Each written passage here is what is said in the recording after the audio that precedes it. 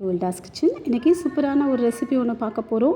அடுப்பு பக்கமே போக தேவையில்லை, அதாவது ஸ்டவ் ஆன் பண்ணாமல் அப்படியே செய்திடலாம். ஒரு மிக்ஸி ஜாரில் ஈரம் இருக்கக்கூடாது. 3/4 கப் சர்க்கரை எடுத்துக்கலாம். இந்த கப் எடுத்திங்கன்னா எல்லா பொருட்களுமே இந்த கப்லேயே அளந்து எடுத்துக்கோங்க. டம்ளர் தான் டம்ளர் கூட எடுத்துக்கலாம், மெஷரிங் கப்பும் எடுத்துக்கலாம். எது உங்களுக்கு வசதி அதை எடுத்துக்கோங்க.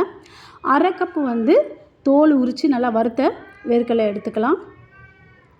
10 முந்திரி எடுத்துக்கலாம். 2 ஏலக்காய் உள்ள விதைகள்லாம் மட்டும் சேர்த்துக்கலாம், தோல் எடுத்துடலாம். இதை நல்லா ஃபைன் பவுடராக அரைச்சிக்கலாம். திரியாக இருக்கக்கூடாது, இல்லை ஒரு பக்கம் முந்திரியோ இல்லை வேர்க்கடலையோ அரைக்காமல் இருக்கக்கூடாது. நல்லா பவுடராக அரைச்சி எடுத்துகிட்டு வந்துடலாம். ஒரு பிளேட்டில் இதை சேர்த்துக்கலாம். அடுத்து முக்கியமான ஒரு பொருள், 2 கப் பொரி எடுத்துருக்கேன். நீங்கள் 3 கப் கூட சேர்த்துக்கலாம். 2 கப் இதுவும் நல்லா பவுடராக அரைச்சிக்கணும், நடுவில் முழுசாக இருக்கக்கூடாது. 2 கப் பொரி எடுத்துக்கலாம். டேஸ்ட் வித்தியாசமாக இருக்கும், ரொம்ப நல்லாயிருக்கும். இந்த மாதிரி நீங்கள் ஸ்வீட்டு சாப்பிட்ருக்க மாட்டீங்கன்னு நினைக்கிறேன். அதையும் நல்லா அரைச்சி எடுத்துகிட்டு வந்துடலாம். பாருங்கள், நல்லா அரைச்சாச்சு. இப்போ இது கூட சேர்த்துக்கலாம். நல்லா மிக்ஸ் பண்ணிக்கலாம். உங்கள் கை தான் வசதினா கையிலையும் மிக்ஸ் பண்ணிக்கலாம். நீங்கள் இது 2 கப்பு வந்திருக்கு. 1/2 கப்பாக வந்தாலும் பரவாயில்ல. 2 கப்பு வந்திருக்கு எனக்கு. இப்போ நான் 2 பார்ட்டாக பிரிக்க போகிறோம். அளவுகள் முக்கியம் இல்லை, 2 பார்ட்டாக பிரிக்க போகிறோம். இப்போ ஒரு கப்பில் இருக்கிறத எடுத்துக்கலாம். இது கூட நம்ம தேங்காய் ஜூஸ் எடுக்க போகிறோம். 3 டீஸ்பூன் தேங்காய் துருவல் எடுத்துருக்கேன். நீங்கள் மிக்சியில் போட்டு கூட அரைச்சி எடுத்துக்கலாம். இப்போ பால் காய்ச்சி ஆறின பால் கூட நம்ம எடுத்துக்கலாம். ஏன்னா நம்ம என்ன தலைப்பு போட்டிருக்கோன்னா அடுப்பு பக்கமே போகக்கூடாது, அப்படி செய்கிறது தான் இது.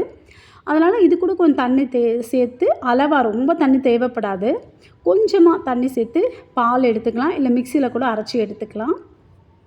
தேங்காய் பால் எடுத்து இருத்து கொஞ்சமாக திக்காக இருக்கணும். கொஞ்சமாக அப்படியே சேர்த்துடாதீங்க, பிசு பிசுப்பாக தண்ணியாகிடும். பாருங்கள், சப்பாத்தி மாவு போல் அழகாக பிசைஞ்சு எடுத்துக்கலாம். பாருங்கள், அழகாக வந்துடுச்சு. இது ஒரு பக்கம் இருக்கட்டும். அடுத்து பீட்ரூட் துருவல் எடுத்துக்கலாம்.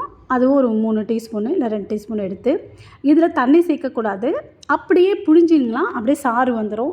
உங்களால் அது புழிய முடியல, மிக்சியில் போட்டு நீங்கள் சாறு எடுத்துக்கலாம். பாருங்க, இது போல் எடுத்து கொஞ்சம் கொஞ்சமாக சேர்த்து நம்ம பிசைஞ்சிக்கலாம். ஆர்டிஃபிஷியல் கலர்லாம் கிடையாது,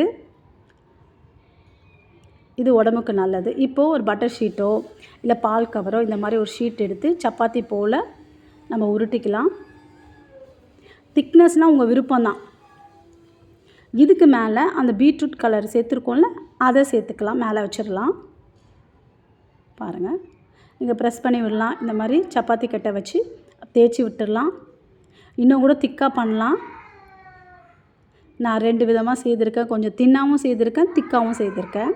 பாருங்கள், நம்ம கட் பண்ணிடலாம். நான் கொஞ்சம் அதிக அளவிலே செய்திருக்கேன். இந்த மாதிரி தின்னாகவும் எடுத்துக்கலாம். இது மேலே நட்ஸ் தூவிக்கலாம், இல்லைன்னா அந்த சில்வர் பேப்பர் வச்சிடலாம். பாருங்கள், நான் திக்காகவும் செய்திருக்கேன். பாருங்கள், இதை மாதிரியும் செய்யலைனாலும் திக்காகவும் செய்யலாம். டேஸ்ட்டு ரொம்ப நல்லாயிருக்கும்.